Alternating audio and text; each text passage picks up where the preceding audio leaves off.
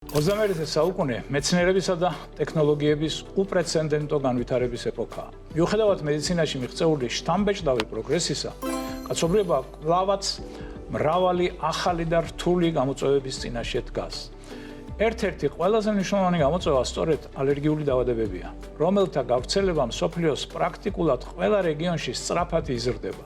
ალერგია წარმოადგენს იმუნური სისტემის გადაჭარბებულ და არაადეკვატურ პასუხს ისეთ გარემო ფაქტორებზე, რომლებიც ჯანმრთელი ადამიანისთვის სრულიად უვნებელია. ასეთ ალერგენებს მიეკუთვნება მცენარეთა ყვავილის მტვერი, ოთახის მტვრის ტკიპები, ცხოველების ეპითელიუმი, საკვები, პროდუქტები, მედიკამენტები, მწერების ნაკბენი და მრავალი სხვა. კლინიკური გამოვლენებები მრავალფეროვანია.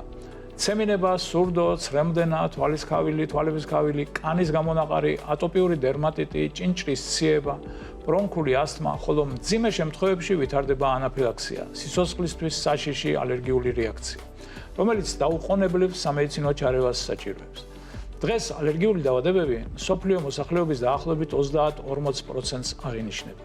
ევროპის მასშტაბით ქრონიკული ალერგიული დაავადებებით 150 მილიონზე მეტი ადამიანი ცხოვრობს, ხოლო ამერიკის შეერთებულ შტატებში ყოველწლიურად 106 მილიონზე მეტ მოქალაქე უჩივის სხვადასხვა ფორმის ალერგიას.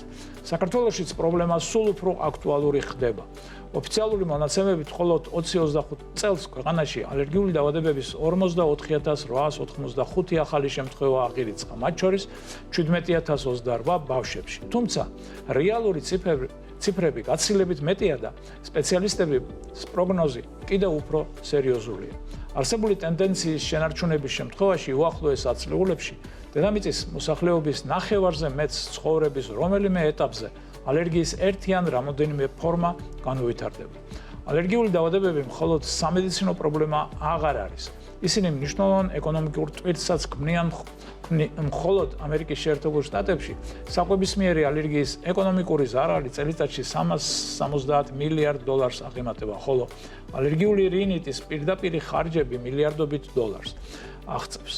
პაციენტებს უწევთ მუდმივი სამედიცინო მეთვალყურეობა, მედიკამენტების მიღების სპეციალური კვების რეჟიმის დაცვა, რაც მნიშვნელოვნად ზრდის როგორც ოჯახების, ისე სახელმწიფოების ფინანსურ დანახარჯებს. რატომ იზრდება ალერგია ასე სწრაფად? მეცნიერები რამოდენიმე მნიშვნელოვან ფაქტორს გამოყოფენ. ეს არის ურბანიზაცია, გარემოს დაბინძურება, კლიმატის ცვლილება, მცენარეების ყვავილობის სეზონის გახანგრძლივება, თანამედროვე კვების თავისებურებები, ნაწლავის მიკრობიომის ცვლილება, ეგრეთ წოდებული ჰიგიენური ჰიპოთეზა და გენეტიკური წინასწარ-განწყობა. თუ ერთ მშობელს აქვს ალერგია, ბავშვის დაავადების განვითარების რისკი 30-40%-ია, ხოლო ორივე მშობლის შემთხვევაში 60-80%-ს აღწევს. თუმცა თანამედროვე ალერგოლოგია დღეს უკვე სრულიად სხვა ეტაპზეა.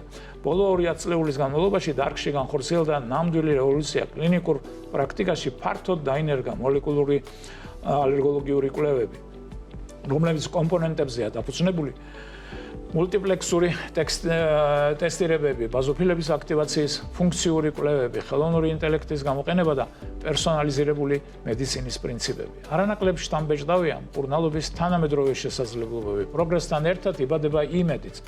21 საუკუნემ ალერგოლოგიაში რევოლუციური სამეცნიერო მიღწევები მოიტანა. თუ გასულ საუკუნეში დიაგნოსტიკა და მკურნალობა მხოლოდ სიმპტომების ზედაპირულ მართვასა და ძირითად კლინიკურ ტესტებს ეფუძნებოდა, დღეს მედიცინა მოლეკულურ, პრეციზიულ, ზუსტ და ხელოვნური ინტელექტის მეთოდებზე გადავიდა და ახალი თაობის ინჰალაციური და ადგილობრივი მედიკამენტები უკვე ათასობით პაციენტს აძლევს საშუალებას დაავადება ეფექტურად აკონტროლოს და სრულფასოვანი ცხოვრება გააგრძელოს.